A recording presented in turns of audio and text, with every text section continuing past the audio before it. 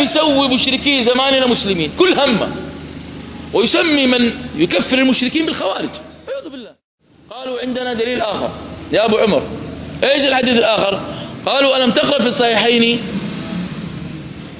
عند الرجل الذي ذرأ نفسه، الذي قال لأولاده إن مت فاجمعوني، إن مت فحرقوني واجمعوني، فذروا نصفي في البر ونصفي في البحر، فإن قدر الله علي ليعذبني عذابا لا يعذبه أحد من العالمين. فقالوا هذا شك في قدرة الله، والشاك في قدرة الله كافر.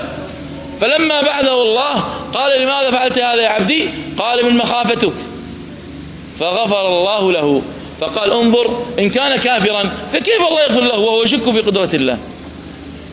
فإذا كل إنسان جاهل التوحيد ما يعرف هذا مسلم، لأن الله عذر هذا الذي شك في قدرة الله. أولا نقول له دقق في كلمة قدر، هل الدال عليها كسرة ولا فتحة؟ هو طبعا ما راح يعرف، هو جاهل. قل له الدال عليها فتحة في كل الروايات، الدال عليها فتحة قدر. وفي اللغة العربية قدر لها 3 معاني في اللغة. إن كانت بفتح الدال فهي بمعنى التضييق، فقدر عليه رزقه. إن كانت بكسر الدال فهي بمعنى الاستطاعة الذي ذهبوا إليه. وإن كانت بتشديد الدال قدر فهو بمعنى القضاء والقدر. كم معنى لقدر؟ 3 معاني.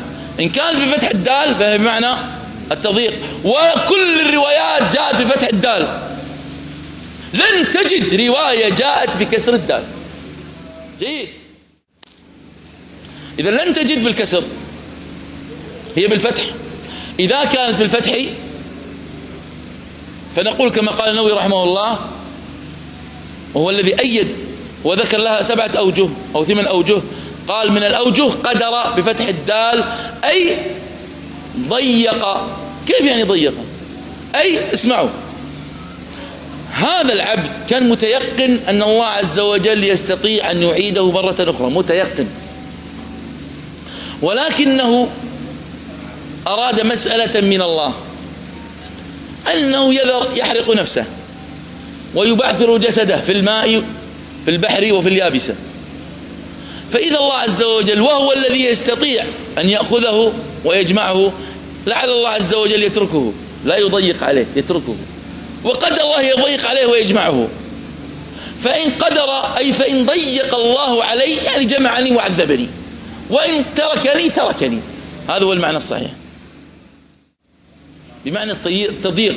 يعني الله عز وجل يستطيع أن يجمعني، لكن ممكن الله سبحانه وتعالى يتركني، هو كان أراد هذا، فغفر الله له. السؤال: هل الله عز وجل يغفر لإنسان يقول إن الله ما يبعث من في القبور؟